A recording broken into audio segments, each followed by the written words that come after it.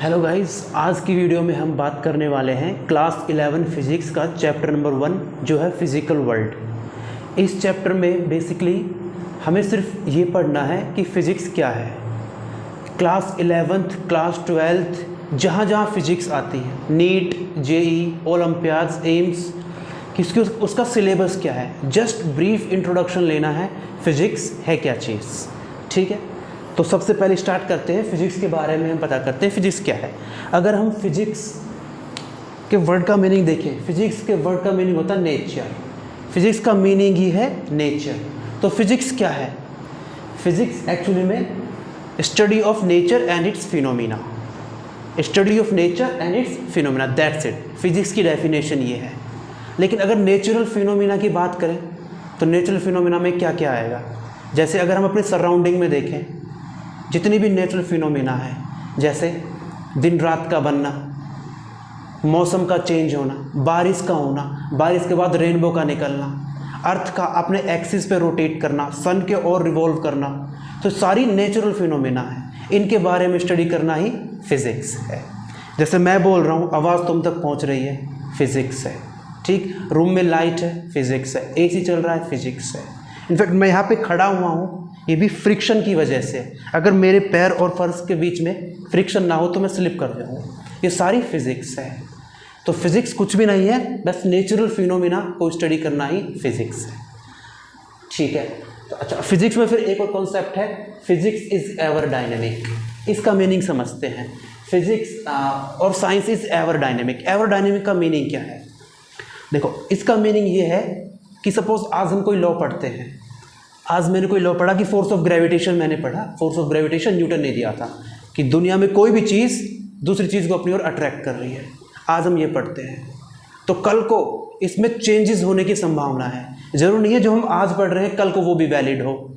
हमेशा कोई भी थ्योरी फाइनल नहीं है, कोई भी लॉ फाइनल नहीं है, हमेशा चेंज हो सकता है। इसी का मीनिंग है एवर डायनेमिक। जैसे एग्जाम्पल लेते हैं, पहले क्या होता था, अर्थ को फ्लैट माना जाता था, लेकिन आज सबको पता है कि जो अर्थ फ्लैट नहीं है, स्फीयर के फॉर्म में है। तो वो जो थ्योरी थी वो रिजेक्ट हो गई। जो आज है थ्योरी है कि अर्थ स्फेरिकल है। पहले कौन सी थ्योरी थी? माना जाता कि अर्थ, जो सन अर्थ है वो है स्टेशनरी और सन इसके चारों ओर रिवॉल्व कर रहा है, जबकि वो गलत है। आज क्या हम पढ़ते हैं कि सन तो सेंटर पे है, स्टेशनरी है, और अर्थ इसके चारों ओर रिवॉल्व कर रहा है। तो थ्योरीज हमेशा अपडेट होती रहेंगी। कोई भी थ्योरी फाइनल नहीं है, कोई भी लॉ फाइनल नहीं है। ये होता है एवर डायनेमिक का मीनिंग। अच्छा, फिर फिजिक्स में दो कॉन्सेप्ट और हैं, unification and reductionism. Unification and reductionism, इनके बारे में देखते हैं। यूनिफिकेशन का क्या मीनिंग है?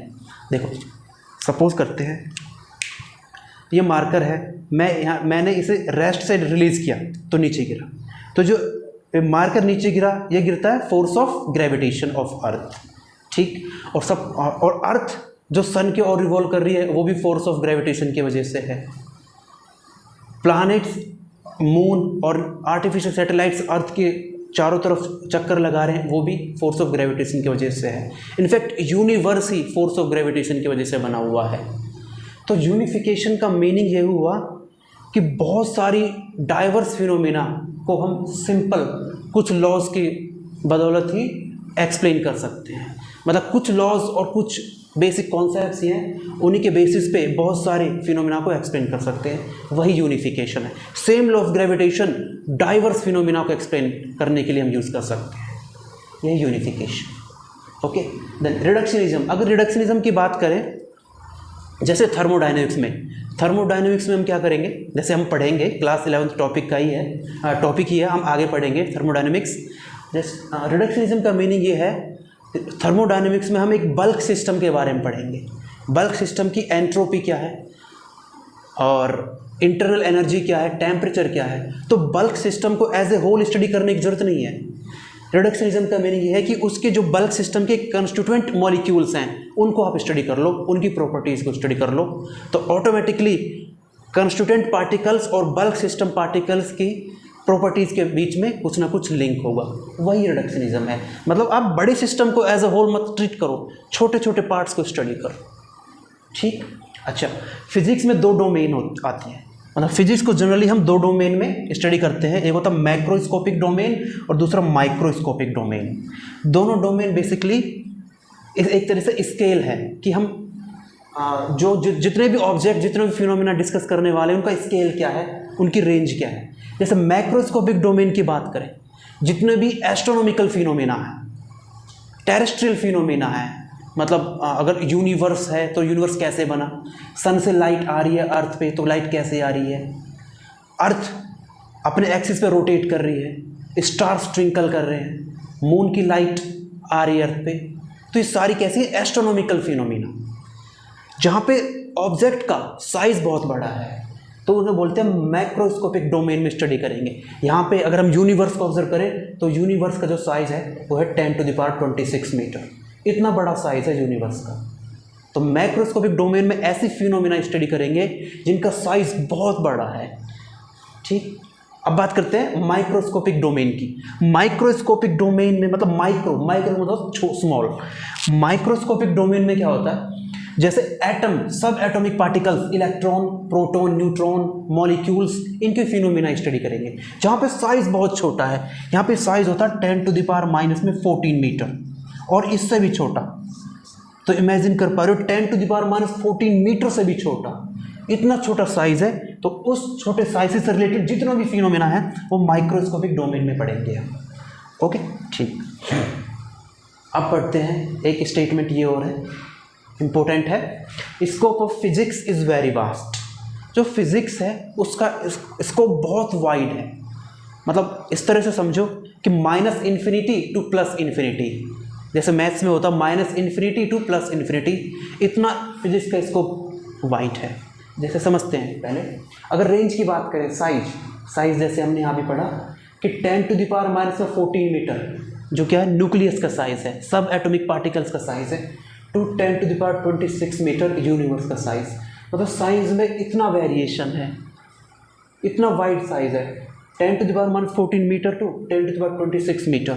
एक तरफ इलेक्ट्रॉन्स को स्टडी कर रहे हैं, दूसरी तरफ यूनिवर्स को। इलेक्ट्रॉन्स इतना छोटा है कि हम देख ही नहीं पा सकते, उसका साइज इतना है 10⁻14 मीटर, और यूनिवर्स इतना बड़ा, उसको भी स्टडी करना है। तो ये साइज में वेरिएशन है, साइज का स्केल देखो, इलेक्ट्रॉन और यूनिवर्स तक जितने भी साइजेस हैं सबको पढ़ना है। ऐसे ही टाइम की रेंज देखते हैं। टाइम की रेंज है 10⁻⁻20 सेकेंड। एक सेकेंड से भी कितना छोटा टाइम है, इस इंटरवल को भी स्टडी करना है। और दूसरा है 10⁻18 सेकेंड, इस टाइम इंटरवल को भी स्टडी करना है। तो इन दोनों के बीच में जितने भी टाइम इंटरवल्स हैं सबको स्टडी करना है। तो ये रेंज शो कर रहा है, ये स्कोप शो कर रहा है कि कितना स्कोप है। फिर मास की बात करते हैं। मास सबको पता है कि इस दुनिया में इलेक्ट्रॉन्स छोटा मास किसी का नहीं। इलेक्ट्रॉन का मास है 10⁻⁻30 kg, उसे स्टडी करना है। फिर मास ऑफ यूनिवर्स 10⁻55 kg, उसे स्टडी करना है। तो मास ऑफ इलेक्ट्रॉन से लेके मास ऑफ यूनिवर्स सबकी फिनोमेना स्टडी करनी है। यही मीनिंग है कि फिजिक्स का स्कोप बहुत वाइड है। समझ में आ रही चीज़ें? ठीक है, राइट। आगे पढ़ते हैं। ठीक है, अब पढ़ते हैं नेक्स्ट टॉपिक है हमारा 4 फंडामेंटल फोर्सेस इन नेचर। अब देखो, फोर्सेस की बात करें, फोर्स हर किसी को पता है, मतलब बचपन से पढ़ते आ रहे हैं, is a form of push और पुल। किसी भी ऑब्जेक्ट को अगर मोशन प्रोड्यूस करनी है तो फोर्स की रिक्वायरमेंट है। किसी मूविंग ऑब्जेक्ट को रोकना है तो फोर्स की रिक्वायरमेंट है। किसी बॉडी को डिफॉर्म करना है, कंप्रेस करना है, स्ट्रेच करना है तो फोर्स की रिक्वायरमेंट है। अब दुनिया में इस नेचर में बहुत सारे फोर्सेस हैं। जैसे अगर एक स्ट्रिंग को अगर हम लटकाएं, एक स्ट्रिंग में कुछ मेटल लटकाएं, कुछ वजन लटकाएं, तो स्ट्रिंग में टेंशन प्रोड्यूस होती है, वो भी फोर्स है। स्प्रिंग को अगर हम स्ट्रेच करें या कंप्रेस करें और फिर रिलीज करें, उसमें भी एक फोर्स है, स्प्रिंग फोर्स बोलते हैं। बॉडी का वेट भी एक फोर्स है। इलेक्ट्रोमैग्नेटिक भी एक फोर्स है। अगर दो बॉडी एक दूसरे के कांटेक्ट में हैं तो भी उनमें फोर्स है, फोर्स ऑफ कांटेक्ट। फ्रिक्शन भी एक फोर्स है। तो सो मैनी फोर्सेस है नेचर में। तो उनमें खास बात यही है, जितने भी नेचर में फोर्सेस हैं वो केवल 4 फंडामेंटल फोर्सेस से ड्राइव हैं। ये 4 फंडामेंटल फोर्सेस हैं नेचर में। सारे फोर्सेस इन्हीं 4 फंडामेंटल फोर्सेस से ड्राइव होते हैं। ये 4 फंडामेंटल फोर्सेस कौन कौन से हैं? Gravitational force, electromagnetic force, strong nuclear force और वीक न्यूक्लियर फोर्स। तो 4 फंडामेंटल फोर्सेस हैं, ठीक है। ग्रेविटेशनल फोर्स, अगर ग्रेविटेशनल फोर्स की बात करें, ग्रेविटेशनल फोर्स की बात करें, इस फोर्स को दिया था न्यूटन जी ने, न्यूटन सर जी हैं, उन्होंने इस फोर्स को दिया था ग्रेविटेशनल फोर्स। उन्होंने बोला था कि जो ग्रेविटेशनल फोर्स है, ये फोर्स ड्यू टू मास है। इस दुनिया में कोई भी ऑब्जेक्ट जिसका कुछ मास है, और ऑब्वियसली ऐसा दुनिया में कोई ऑब्जेक्ट नहीं जिसका मास ना हो, कितना ही छोटे से छोटा ऑब्जेक्ट उसका कुछ मास होगा, तो एक मास दूसरे मास को अपनी ओर अट्रैक्ट कर रहा है, ये न्यूटन ने बोला था। दुनिया में हर चीज़ जिसका मास है वो दूसरी चीज़ को अट्रैक्ट कर रही है, ठीक है। यही है फोर्स ऑफ ग्रेविटेशन। तो इसका जो मैग्नीट्यूड है वो फोर्स ऑफ ग्रेविटेशन का ये है G m1m2/r²। m1 m2 masses हैं, r दोनों के बीच में सेपरेशन है, और g एक कांस्टेंट है, ग्रेविटेशनल कांस्टेंट। तो जब ग्रेविटेशंस पे आएंगे तो बहुत डिटेल में पढ़ेंगे, अभी सिर्फ बेसिक सी बातें पढ़ लेते हैं। तो ग्रेविटेशनल फोर्स है सबसे वीकेस्ट फोर्स है नेचर में, नेचर में इससे वीक फोर्स नहीं है, ठीक है। दूसरी चीज़, और ग्रेविटेशनल फोर्स हमेशा अट्रैक्टिव होगा। जैसे जब हम क्लास 12 में पढ़ते हैं, इलेक्ट्रोस्टैटिक फोर्स वो अट्रैक्टिव भी हो सकता है और रिपल्सिव भी, लेकिन ग्रेविटेशनल फोर्स हमेशा अट्रैक्टिव होगा।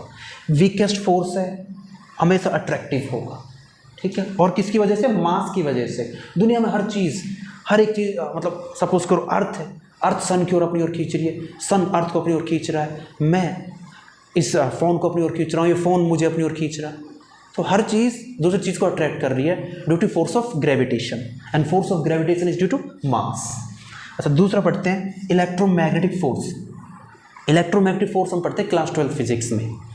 इलेक्ट्रोमैग्नेटिक फोर्स दो फोर्सेस से मिलकर बना हुआ है, electric force and magnetic force. जो इलेक्ट्रिक फोर्स है, इलेक्ट्रिक फोर्स क्या है? सपोज करते हैं 2 पॉइंट चार्जेस हैं, 2 पॉइंट स्टैटिक मतलब 2 पॉइंट चार्जेस रेस्ट पे हैं, इन दोनों के बीच में जो फोर्स लगेगा वो लगेगा इलेक्ट्रिक फोर्स। देखो, इलेक्ट्रिक फोर्स अट्रैक्टिव भी हो सकता है, मतलब एक दूसरे को अपनी ओर खींचेंगे, और रिपल्सिव भी, मतलब एक दूसरे को धकेलेंगे। ये डिपेंड करेगा चार्ज की पोलैरिटी क्या है। Positive charge repel, negative charge repel करेंगे। अगर चार्जेस अनलाइक है, पॉजिटिव एंड नेगेटिव एक दूसरे को अट्रैक्ट करेंगे। यह है इलेक्ट्रिक फोर्स। इलेक्ट्रिक फोर्स को जो दिया था उन्होंने कूलॉम ने, इलेक्ट्रिक फोर्स को जो स्टडी किया था वो किया था कूलॉम ने, और उसका मैग्नीट्यूड था 1/4πε0 q1 q2/r²। डिटेल में पढ़ेंगे, ये मैग्नीट्यूड था, ठीक है। ऐसे ही मैग्नेटिक फोर्स है। मैग्नेटिक फोर्स क्या है? मैग्नेट्स के बीच में, नॉर्थ पोल साउथ पोल, अगर north pole south pole magnet के अगर एक साथ रख दिए जाएँ तो उन दोनों के बीच में होगा फोर्स। अपोजिट पोल्स फिर अट्रैक्ट करेंगे और लाइक पोल्स रिपेल करेंगे। तो ये सिर्फ इलेक्ट्रोमैग्नेटिक फोर्स है, ठीक है। अच्छा, इलेक्ट्रोमैग्नेटिक फोर्स की हम बात करें, ग्रेविटेशनल मतलब जितनी भी यूनिवर्सल फिनोमेना है ग्रेविटेशनल फोर्स से हो रही है। और इलेक्ट्रोमैग्नेटिक फोर्स की बात करें, इलेक्ट्रोमैग्नेटिक फोर्सेस कहाँ पे अप्लाई हो रहा है, कहाँ पे उसकी एप्लीकेशन है? स्ट्रक्चर ऑफ एटम, मॉलिक्यूल्स, ये सारी इलेक्ट्रोमैग्नेटिक फोर्स की वजह से है, ठीक। फिर पढ़ते हैं स्ट्रॉन्ग न्यूक्लियर फोर्स। जो न्यूक्लियर फोर्स है वो अप्लाई होता है न्यूक्लियस में ओनली। कहाँ पे? न्यूक्लियस एटम के अंदर होता है, और न्यूक्लियस में न्यूट्रॉन्स एंड प्रोटॉन्स होते हैं। तो जो स्ट्रॉन्ग न्यूक्लियर फोर्स है वो न्यूट्रॉन प्रोटॉन के बीच में क्या होगा? अप्लाई होगा, ठीक है। और स्ट्रॉन्ग न्यूक्लियर फोर्स की बात करें तो ये नेचर में सबसे स्ट्रॉन्गेस्ट फोर्स है, सबसे स्ट्रॉन्गेस्ट फोर्स है स्ट्रॉन्ग न्यूक्लियर फोर्स। इससे स्ट्रॉन्ग फोर्स अभी तक तो नेचर में नॉन नहीं है। तो सबसे स्ट्रॉन्गेस्ट फोर्स और सबसे वीकेस्ट फोर्स, अभी इन दोनों के इन चारों फोर्स के हम रिलेटिव स्ट्रेंथ देखेंगे, ठीक है। अब नेक्स्ट फोर्स है वीक न्यूक्लियर फोर्स। जैसे यहाँ पे स्ट्रॉन्ग न्यूक्लियर फोर्स है, ऐसे ही न्यूक्लियस में वीक न्यूक्लियर फोर्स लगता है। ये इतना इंपॉर्टेंट नहीं है। बेसिकली ये जो हम पढ़ते हैं न्यूक्लियर फिजिक्स में पढ़ते हैं, जब हम क्लास 12 फिजिक्स पढ़ेंगे तो और डिटेल में पढ़ेंगे। ये जस्ट ब्रीफ इंट्रोडक्शन है, वो सिर्फ फील आनी चाहिए कि फिजिक्स है क्या, फिजिक्स में हम क्या क्या पढ़ने वाले हैं। क्लास 11th में क्या पढ़ेंगे, क्लास 12th में क्या पढ़ेंगे, जेई के सिलेबस में क्या पढ़ेंगे, सिर्फ वो सेंस डेवलप हो, वो फील आए, ओके। तो अब इनकी रिलेटिव स्ट्रेंथ की बात करते हैं। अगर gravitational force is to weak nuclear force is to electrostatic force या electromagnetic force is to strong nuclear force, अगर इन दोनों को कंपेयर करें तो ऑलरेडी हम पढ़ चुके हैं जो ग्रेविटेशनल फोर्स है वीकेस्ट फोर्स, इससे वीक कोई फोर्स नहीं, सबसे कमज़ोर फोर्स है। और जो स्ट्रॉन्ग न्यूक्लियर फोर्स है, स्ट्रॉन्गेस्ट, सबसे ताकतवर फोर्स है, स्ट्रॉन्गेस्ट फोर्स। अगर दोनों की स्ट्रेंथ को कंपेयर करें तो जो वीक न्यूक्लियर फोर्स है, स्ट्रॉन्ग ग्रेविटेशनल फोर्स के कंपैरिजन में 10⁻25 स्ट्रॉन्ग है। मतलब जो ये फोर्स है इससे स्ट्रॉन्गर है। अगर इलेक्ट्रोमैग्नेटिक फोर्स की बात करें तो ग्रेविटेशनल फोर्स के कंपैरिजन में 10⁻36 टाइम्स स्ट्रॉन्गर है। अगर स्ट्रॉन्ग न्यूक्लियर फोर्स की बात करें तो ग्रेविटेशनल फोर्स के कंपैरिजन में 10⁻38 टाइम्स स्ट्रॉन्गर है। तो ये तो सबसे वीकेस्ट फोर्स हुआ, ये सबसे स्ट्रॉन्गेस्ट फोर्स हुआ। अगर इन दोनों को कंपेयर करें तो electrostatic force week nuclear force के कंपैरिजन में कितना स्ट्रॉन्गर है, 10⁻11 टाइम्स स्ट्रॉन्गर है। इन दोनों को रेशियो लेंगे। अगर स्ट्रॉन्ग न्यूक्लियर फोर्स को देखें, strong nuclear force electromagnetic force के कंपैरिजन में 10⁻2 यानी कि 100 टाइम्स स्ट्रॉन्गेस्ट। तो ये तो वीकेस्ट फोर्स हुआ और ये स्ट्रॉन्गेस्ट फोर्स हुआ। ठीक है, ये सारी चीज़ें हैं, थोड़ी सी बेसिक बातें हैं। अच्छा, फिर हाँ, एक चीज़ और हमें पढ़नी है कि जो फिजिक्स के लॉज हैं, फिजिक्स के क्या है, जैसे लॉज हैं, law of gravitation, conservation of linear momentum, conservation laws हैं कुछ, जैसे conservation law of momentum, conservation of linear momentum, angular momentum, energy, charge. तो जो फिजिक्स के लॉज हैं वो सारे कैसे लॉज हैं, यूनिवर्सल। फिजिक्स के लॉज कैसे हैं, यूनिवर्सल। यूनिवर्सल का क्या मीनिंग है, यूनिवर्सल का मीनिंग ये है, जैसे ऐसे समझो, मैथ्स में पढ़ते हैं 2 + 2 = 4,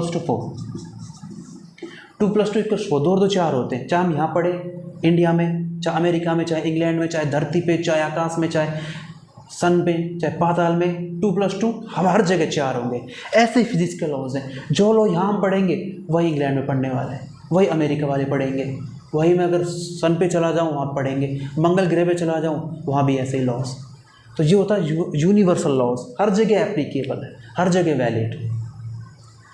तो ये ठीक है यार, बस यही चीज़ें थी इस चैप्टर में, इतना इंपॉर्टेंट नहीं, बहुत बेसिक से बातें, क्योंकि हर चीज़ डिटेल में पढ़ने वाला है। जस्ट इंट्रोडक्शन है कि फिज़िक्स में आने दिनों में क्या क्या होने वाला है, क्या क्या हम पढ़ने वाले हैं। ठीक, ये चीज़ बेसिक बातें ये देख लेना, इतना लोड लेने की ज़रूरत नहीं है, हर चीज़ डिटेल में पढ़ने वाले हैं। जैसे जैसे फिजिक्स में हम आगे बढ़ते जाएंगे, जैसे जैसे सब्जेक्ट परस्यू करेंगे। ठीक है, तो नेक्स्ट वीडियो में देखते हैं, नेक्स्ट वीडियो में यूनिट्स के बारे में बात करेंगे, जो चैप्टर नंबर 2 है क्लास 11 फिजिक्स का। तो मिलते हैं नेक्स्ट वीडियो में।